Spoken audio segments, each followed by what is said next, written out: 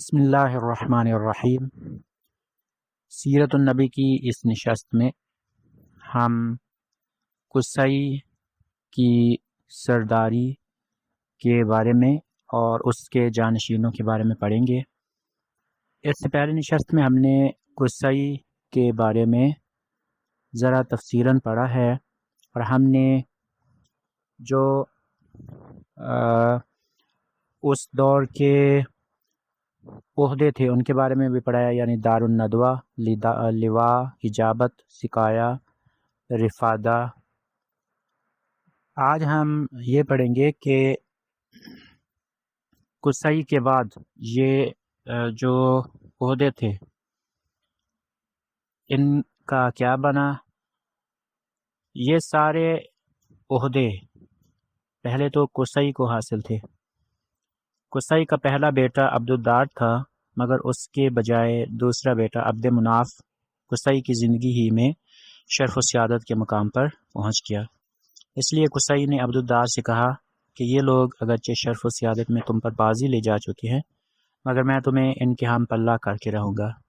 چنانچہ قصی نے اپنے سارے مناصب اور اعزازات کی وصیت عبدالدار کے لیے کر دی، یعنی دار الندوہ کے معاملات، خانہ کعبہ کی حجابت، لواء، سقایت اور رفادہ سب کچھ عبدالدار کو دے دیا۔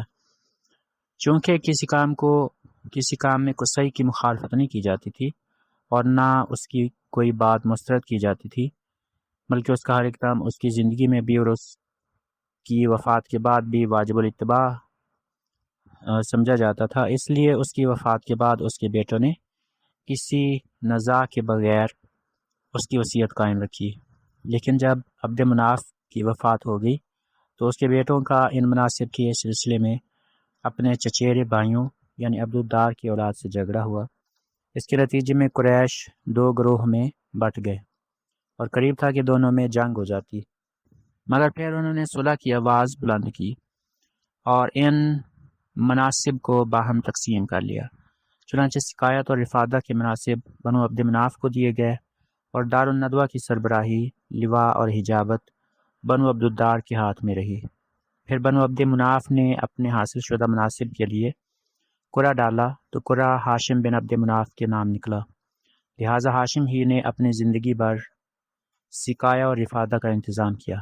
البتہ جب ہاشم کا انتقال ہو گیا تو اس کے بھائی مطلب نے اس کی جانشینی کی، مگر مطلب کے بعد اس کے بھتیجے عبد المطلب بن ہاشم نے، جو رسول اللہ صلی اللہ علیہ وسلم کا دادا تھا، یہ منصب سنبھال لیا اور اس کے بعد اس کی اولاد اس کی جانشین ہوئی، یہاں تک کہ جب اسلام کا دور آیا تو حضرت عباس بن عبد المطلب اس منصب پر فائز تھے۔ ان مناصب کے علاوہ کچھ اور مناصب یا عہدے بھی تھے جنہیں قریش نے باہم تقسیم کر رکھا تھا۔